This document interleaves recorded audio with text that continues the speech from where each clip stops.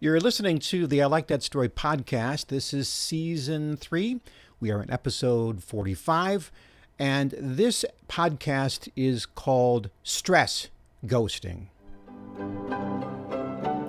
Today's story brought to you by Selby Studio, graphic imaging for family, home, and business.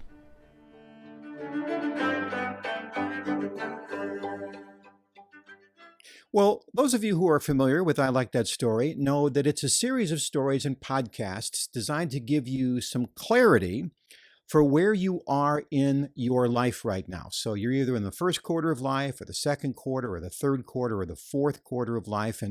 And where you are in life will affect where you're going from here. And our biggest obstacle is clarity. Once we can give you some clarity of where you're supposed to go, now you can get some energy to reach that spot of fulfillment. And clarity is the biggest problem that we are facing right now in our culture, especially if you are in the first, second, and maybe third quarter of life. I want to talk about stress ghosting. If you've never heard of the term stress ghosting, it's because I just made it up. It comes from the term ghosting, which is a slang term that happens to people who are involved in a relationship and they're talking to somebody in the various social medias, and all of a sudden, nothing.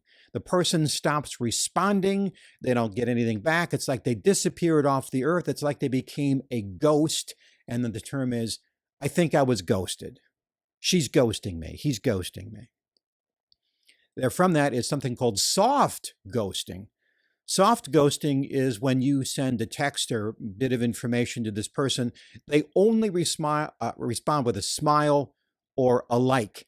They never go any further into the relationship. The idea is that you figure out that they're not that into you and you are being soft ghosted. Stress ghosted. Stress ghosted comes to the world of business. And I'll just show you right now. On my phone, I have 19 voicemails, 300 emails, and 84 text messages that I probably should do something with. And how can you do all of that? Well, the easiest thing to do is to not do it now. You're a little busy. I was talking to a woman just yesterday who says, every single day I get 100 texts and 400 emails. I said, what do you do? She says, I don't have time for them. So what I do is I scroll through. I don't hit on anything because that way they'll know I read them. So I don't read them. I only see the subject line, frantically deciding if I should do anything with that or not. Does that sound familiar? I think in business, I have been stress ghosted. I ask for a bid on a project. I look for somebody to help me. They agree, and then crickets. Do they not like me? Do they not think that my money spends well? No, I think that they are just so stressed that they just don't know quite what to do with me, so they don't do anything with me. And if I'm honest, I too look at some of my response rates and go, oh my goodness, why didn't I respond to that person faster? This is stress ghosting. How much money is lost in the workplace because people are just slow on the uptake? Stress ghosting is one of the problems with the newer technologies. I mean, the idea was good. Thanks to technology, I can now respond to more people in a faster manner. I can spread myself a little bit thinner to get the job done. Well, now we're spreading ourselves so thin that we're doing less and less things for more and more people. Finally, we'll be able to do nothing for everybody. And this is stress ghosting. Have I described that well? Does that sound like somebody you know? Does that sound like you? Well, I am doing this podcast in my shop, and those of you who are watching this on YouTube or on LinkedIn can see it's a little bit of a mess. It's also a metaphor for what's inside my head. My head is also a little bit of a mess. And I'll just tell you some of the things I do to try to offer some clarity in my life so I can get the energy to do what I believe I'm to do in my life, to be fulfilled. So this is things that I do, and you may apply them if you desire. The first thing is I get sleep. I get 8 hours of sleep. I go to bed. I look at the clock. I give myself 8 hours. Are they good, restful 8 hours? Some days not, but I at least give it a fighting shot. 8 hours.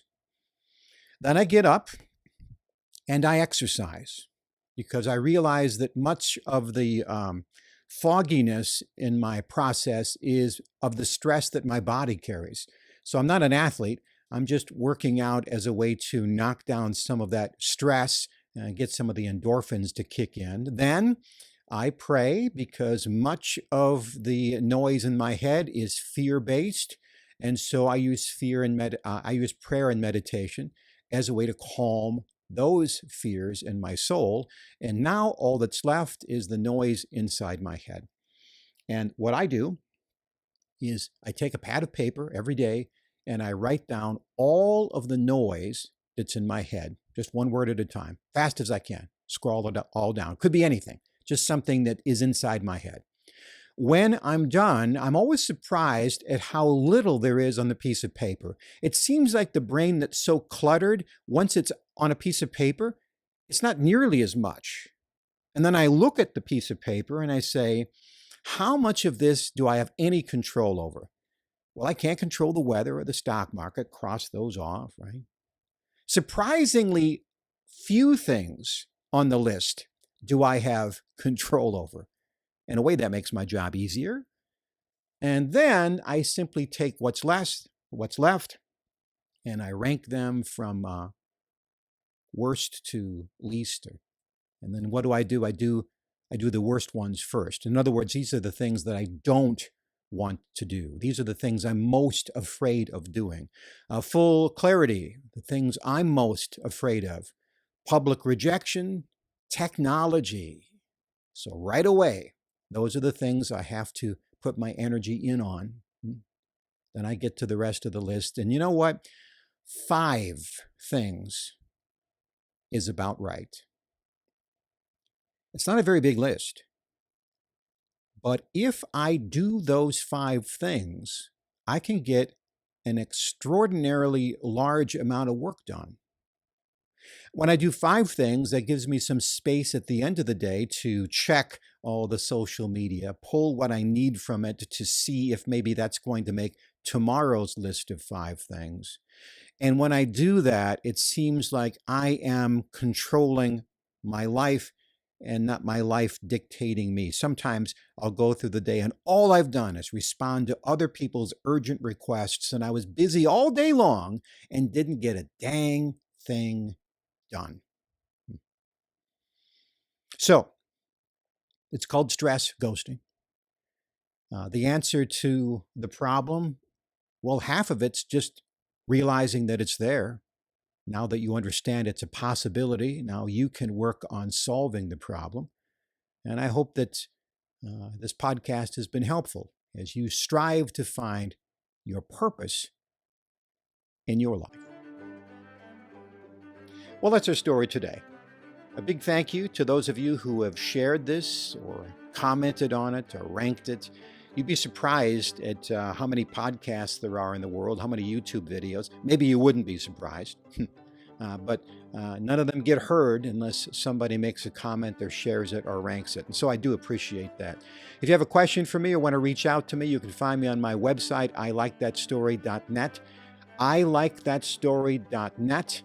Until next time, I'm Jeff Gould. God bless.